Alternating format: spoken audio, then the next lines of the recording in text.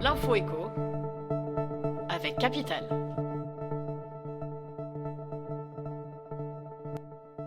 Le chiffre du jour est 80%. C'est le pourcentage de la production de tomates qui se fait dans des serres chauffées en France. Les agriculteurs ont affiché leurs inquiétudes avec la hausse du coût de l'énergie, en particulier du gaz. La récente vague de froid a poussé les producteurs à chauffer davantage, profitant moins de la chaleur naturelle du soleil. En mars, les prix ont explosé. Certains agriculteurs ont raconté à 20 minutes et Europe 1 que le prix du mégawattheure a été multiplié jusqu'à 6. Une situation intenable qui a poussé des producteurs à baisser le chauffage, prenant le risque que les tomates peinent plus de temps à pousser.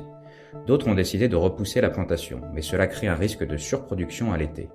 Avec beaucoup de produits disponibles, une baisse des prix et moins de revenus sont à craindre pour les agriculteurs. Et si le coût des tomates augmentait trop, les consommateurs pourraient être tentés de se rabattre sur la concurrence d'Espagne ou du Maroc.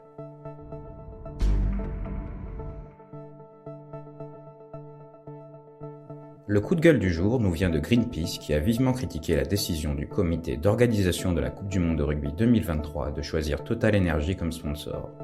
L'ONG a publié une lettre ouverte et une pétition, a expliqué France Info. Elle dénonce des incohérences d'abord sur le changement climatique et évoque la responsabilité de l'entreprise vis-à-vis de la guerre en Ukraine. Greenpeace déplore que Total Energy continue ses activités en Russie et juge antinomique la position des décideurs du monde du rugby. Greenpeace accuse Total Energy de participer au financement de la guerre et explique qu'accepter l'argent de Total Energy, c'est cautionner les activités climaticides de la major pétrogazière qui opère aujourd'hui dans un pays dont le régime est coupable de crimes de guerre.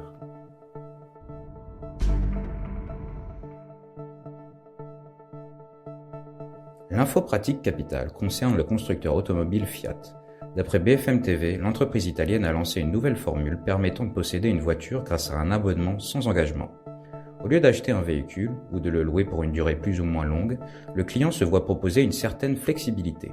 C'est la Fiat 500 électrique qui est concernée par cette nouvelle offre, alors que 70% des commandes de ce modèle en France sont électriques. Le premier prix est fixé à 299 € par mois. Avec cette formule, l'automobiliste peut rouler 1500 km sur le mois et il dispose d'un véhicule avec une autonomie de 190 km. Mais surtout, l'abonnement englobe tout, assurance tout risque, entretien, assistance. Les objectifs sont multiples. Le projet pourrait séduire les jeunes et ceux qui ne prennent que ponctuellement la voiture, mais aussi faciliter la transition vers l'électrique.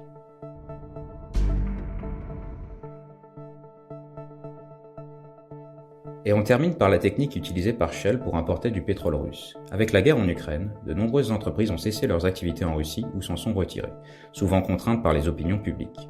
C'est le cas de Shell qui a annoncé début mars ne plus acheter de pétrole russe sur le marché, ainsi que la fermeture de ses stations-service dans le pays. En réalité, et alors qu'il n'est pas interdit d'apporter du pétrole de Russie, l'entreprise le fait toujours. Mais pour soigner son image, le pétrolier procède à un mélange de matières pour éviter que le pétrole importé de Russie ne soit clairement marqué du sceau du pays. Bloomberg explique que son pétrole est désormais à 49,99% de Russie et à 50,01% autre.